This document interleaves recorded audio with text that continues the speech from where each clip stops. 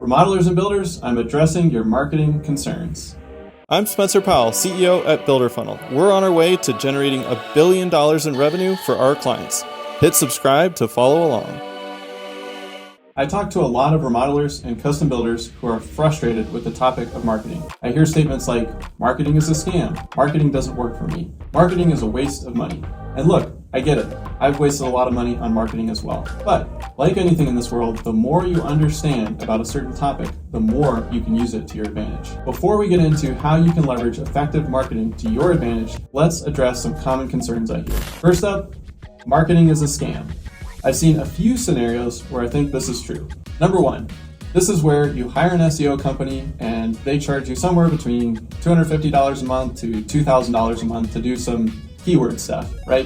They tell you that they're going to work on the back end of your website and optimize your keywords. So they start working away, and then every month they sent you nice fancy little reports that show more impressions or more keyword rankings, but kind of stops there. Now, I think there are some companies that are actually working on some things, but in some instances, I've actually seen it where they're just charging you that amount of money, sending you a report, but they're not actually doing anything on your website. If that's the case, then I agree. That's a scam. Number two, third-party lead generation companies. Now, some of these companies are legitimate, but when they start selling you what they call exclusive leads, which are supposed to be leads that they're only sending to you, but they're actually sending those leads to multiple companies, yes, that's a scam. Number three, false promises. I've seen some pretty big claims out there from some agencies and different companies. Things like, we'll generate you $1 million in remodeling projects in 30 days, or your money back. Now, if they can actually do that, amazing. And if they actually give you your money back, great, they're honoring their word. But if they're just saying a blatant lie to get you in and then they actually don't deliver on that guarantee or refund the money if they don't deliver, then yes, that's a scam. As a side note, we try to lean on real data so that we can actually use that to support our claims. So when we say that we on average double web leads in 6 months and nearly quadruple them in 12, that's because we pulled that data from all of our clients and then we can truthfully say those statistics. As you're looking for your marketing solution, you definitely want to dodge the true scams. But just like in every industry, there are always a few bad apples. Where do you think the term chucking a truck came from? Or shady contractor? Just because there are a few guys out there that take homeowner deposits and then just disappear doesn't mean that your reputable business is a scam. So as you're looking for a marketing partner, just do your due diligence. The second concern that I hear most frequently is how long until you see some results? The underlying concern really is, if and when will this investment pay off? And it's a good question to be asking. Anytime that you invest in something, you want to have a good idea of your risk and your return potential. And make no mistake, marketing is an investment, not an expense. And we are lucky that we get to deduct marketing as an expense, because you cannot deduct investments into things like stocks or real estate. Now, there are a ton of factors to consider when we're thinking about this question of how long will it take to get some results. Here are a few ways that you can look at it. Now, keep in mind, these are the same evaluation points that I use in my own business. Number one, how much do you have to invest? If you only have a few $100s per month, it probably will take a lot longer. But if you have tens of thousands of dollars to invest, you can probably make more progress quickly. Number two, what are you optimizing for? Do you want the most leads the fastest or a lower cost per lead? If you want the most leads the fastest, you will probably spend more per lead and more to acquire a customer. But if you're willing to play a longer game, you can bring that cost per lead down as well as your cost to acquire a customer. The third evaluation point that you can look at is your existing marketing. Do you have existing channels that are already working well, or is your marketing pretty much non-existent? If you already have some marketing going on, typically you can see faster results by just doing more of the things that are working. If you don't have a lot going on, then it's going to take some time to build the marketing engine and start to see those results. As a general rule of thumb, I like to look at about a 1-year time frame when I'm analyzing a larger marketing investment. In a perfect world, I'd like to see doubling my money or my marketing investment or better. Why is that?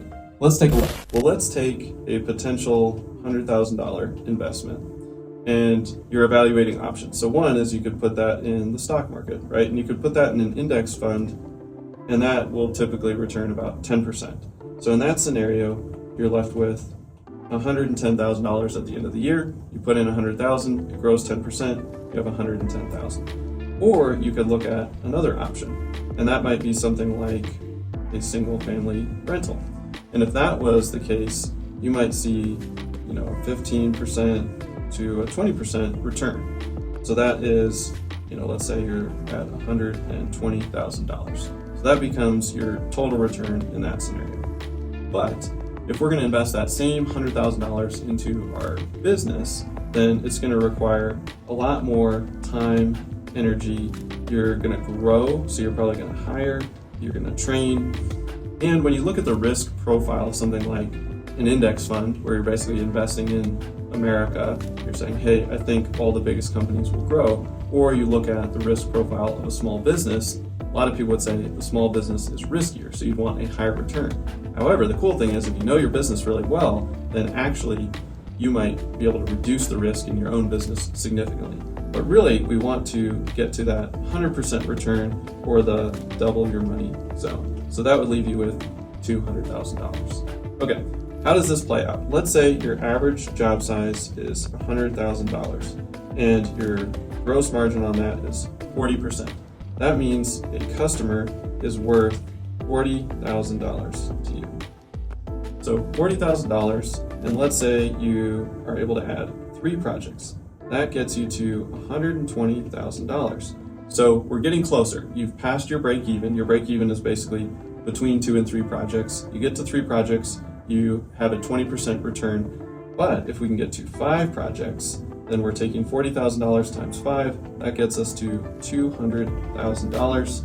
And now we've hit that double your money zone. So if you're going to invest $100,000 into marketing and growing your own business, you want at least 5 projects coming back at your averages to hit $200,000 and the double your money zone. I like to look at what I call the worst case scenario, which is break even on my money, and then best case, which is doubling your money or better. That way I can analyze how things are going. And if you're investing into some branding initiatives, you will need to extend your timeline significantly. If you can break even in the first year on some branding initiatives, that's a huge win because you're going to get some compounding effects year over year. For example, let's say you spend $50,000 a year on video marketing, and through those videos, you get views, leads, and you land 1 customer. And if we use the example from before, that customer is worth $40,000 to you. Technically, you lost $10,000 on that investment. However, in year 2, you spend another $50,000 creating more video content. In year 2, you actually get a compounding effect because all the videos that you released in year 1 are still getting views, leads, and now starting to generate projects. So in year 2, you generate 3 total projects and you start to move ahead at a compounding pace.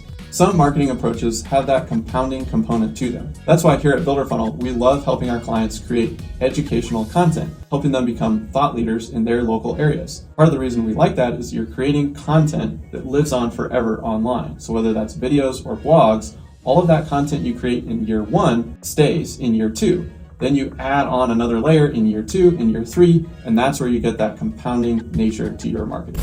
Let's move on to concern number 3, and that is, should I do my marketing in-house or hire a marketing agency? And honestly, there's no right or wrong answer here, but let's talk how to think through it. First, you want to look at, do you have somebody in-house that already has a strong marketing skill set? If you do, then you may only need some coaching or guidance or support from an outside agency. Or maybe they're crushing it and you don't need anyone at all. If you don't have anyone in-house with a strong marketing skill set, then you probably want to find some outside help. Typically, you can hire an agency and get a team of experts for the price of a full-time hire. But if you do have a strong desire to bring that marketing in-house over time, you may look at partnering with an agency for a year or 2 and then eventually transitioning that knowledge in-house. So the answer to this question typically comes down to, do you have the marketing skill set in-house or not, and preference of the owner. Over the years, I've seen the best results using a combination. Typically, an in-house marketer is going to have more depth of expertise and internal knowledge around projects, company culture, and so on. But you get a lot more output and depth of expertise when you partner with an agency, especially